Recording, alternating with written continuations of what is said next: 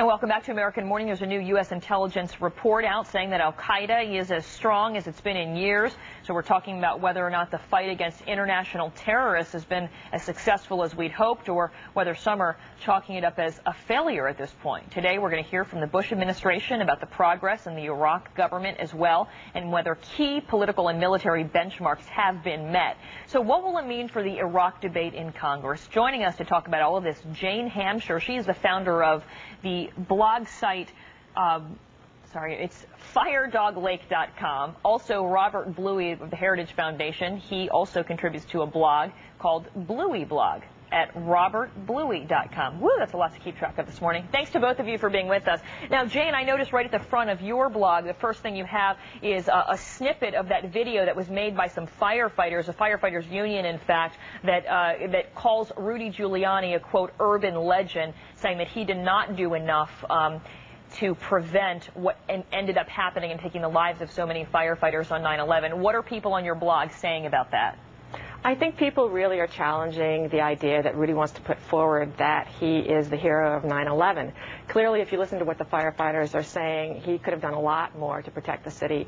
And largely his reputation is based on having given a lot of press conferences after 9/11. And I think he's going to have to do a lot more to prove that he really is the expert on international terrorism that he claims to be. Well, I think there are certainly people that do not agree with that assessment. Robert, this is something that Rudy Giuliani, I think, expected he might have to deal with, people who have been critical of him, especially this particular firefighters union. How do you think conservatives are going to try to help Rudy counter that?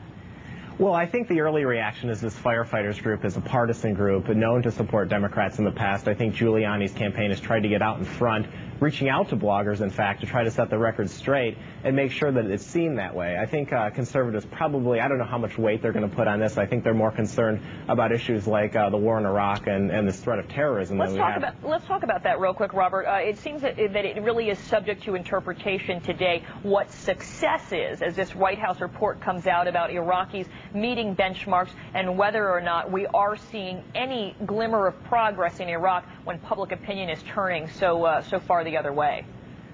Well, I think the issue, especially in the circles that I travel in on the conservative blogs, there's definitely a willingness to stick by the Bush administration and stand with the surge. I mean, as we know, the surge has just begun, really. I mean, in June was the first time we had all the troops there.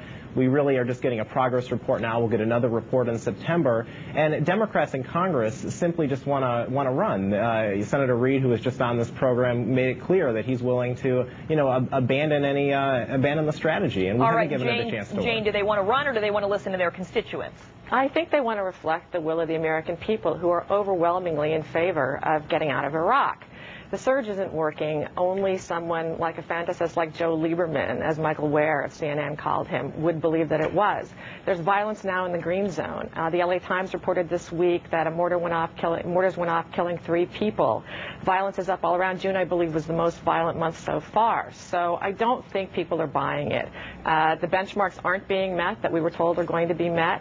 And I think that people believe that we need a plan to get out of Iraq now. Like I said, it is subject to interpretation, though. The New York Times article today says there's been a decline in sectarian violence, but there's no doubt that many people have shifted away from believing that things are going to improve. So thanks for keeping an eye on this for us, and we'll check back in with you, Jane Hamsher, as well as Robert Bluey. Thanks.